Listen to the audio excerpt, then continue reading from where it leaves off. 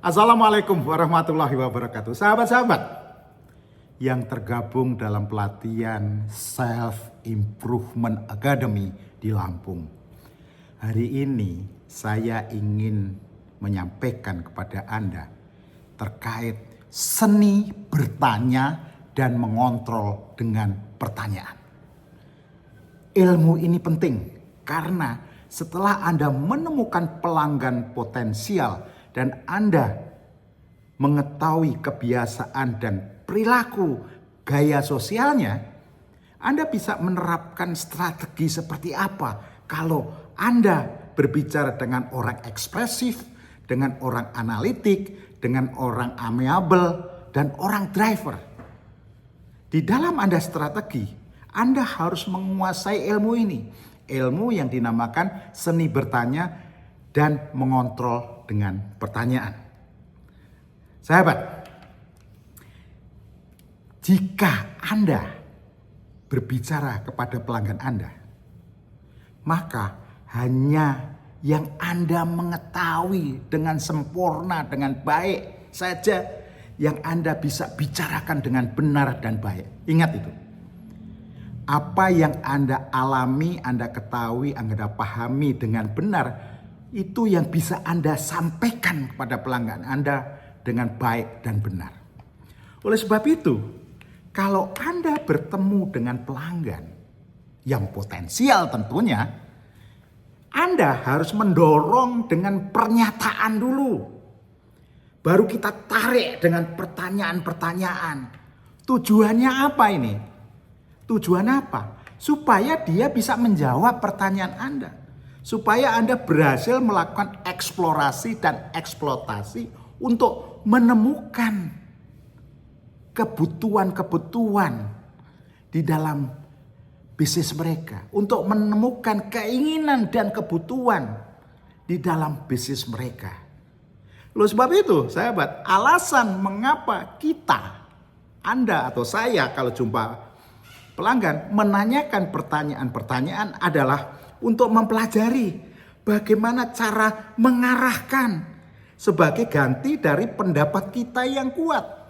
Jadi setelah pernyataan kita sampaikan, kita arahkan dengan pertanyaan-pertanyaan supaya dia yang menyatakan bahwa itu butuh, itu bagus. Karena kalau kita yang memberikan pernyataan kurang kuat. Tapi kalau pelanggan yang memberikan pernyataan itu akan sangat kuat. Oleh sebab itu, di dalam Anda bertanya harus mengarahkan di mana keinginan dan kebutuhan, solusi apa yang dibutuhkan, itu harus Anda arahkan. Kalau itu keluar dari mulut dia, insya Allah itu adalah pernyataan yang kuat. Pernyataan yang kuat. Oleh sebab itu, sahabat, dengan pertanyaan-pertanyaan mengajak kita untuk mengisolasi area-area yang diminati dan diimpikan oleh pelanggan kita. Nah, sahabat, sekali lagi, bagian dari proses komunikasi adalah mengajukan pertanyaan. Tujuannya untuk apa? Untuk melakukan eksploitasi dan eksplorasi, mengetahui what the customer need, apa kebutuhan pelanggan Anda, sehingga Anda bisa memberikan solusi memenuhi kebutuhan pelanggan Anda itu. Itu harus ditanya. Karena dengan Anda bertanya, Anda tahu apa yang ada di dalam pikirannya dan apa di dalam hati dia. Dan Anda bisa mengeluarkan dari sesuatu di dalam pelanggan yang unconscious mind, maksud saya alam bawah sadar menjadi alam sadar dengan pertanyaan. Menarik kan?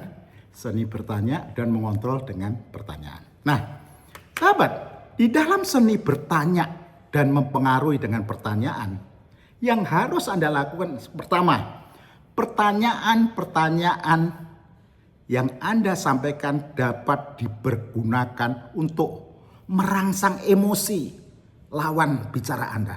Jadi menaikkan emosinya, adrenalinnya dinaikkan. Makanya ada seninya bagaimana untuk menaikkan adrenalinnya, emosinya. Supaya dengan tidak sadar dia mengeluarkan kebutuhan-kebutuhannya, keinginan-keinginannya. Karena tugas kita merubah dari alam bawah sadar menjadi alam sadar dengan pertanyaan.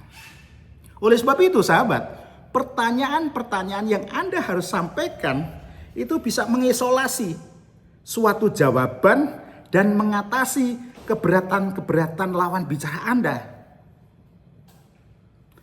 Anda harus menanyakan pertanyaan-pertanyaan yang dapat mereka jawab. Ingat, Anda harus menanyakan pertanyaan-pertanyaan yang mereka bisa jawab. Karena jika saya yang mengatakan tentang kebutuhannya, mereka meragukannya. Tapi kalau pelanggan Anda yang mengeluarkan pernyataan mengenai kebutuhannya, itu betul dan benar 100%. Itulah kenapa kita harus belajar seni bertanya mempengaruhi dengan pertanyaan. Sahabat, itu bisa Anda lakukan. Anda bisa berkomunikasi. Anda bisa mengarahkan komunikasi Anda menjadi mengeluarkan kebutuhan pelanggan dengan eksploitasi dan eksplorasi. Jika Anda memiliki pengetahuan tentang ide, tentang produk yang akan Anda jual, tentang jasa yang Anda akan jual. Paham 100%. Yang kedua, memiliki pengetahuan tentang pesaing Anda dengan benar dan akurat. Yang ketiga, pengetahuan tentang perilaku seseorang, gaya sosial seseorang dengan benar. Yang keempat, pengetahuan tentang manajemen pengaturan waktu dan wilayah. Karena saat Anda diskusi, Anda harus bisa menemukan waktu yang tepat, tempat yang tepat, supaya diskusinya bisa mengalir dengan natural, alamiah.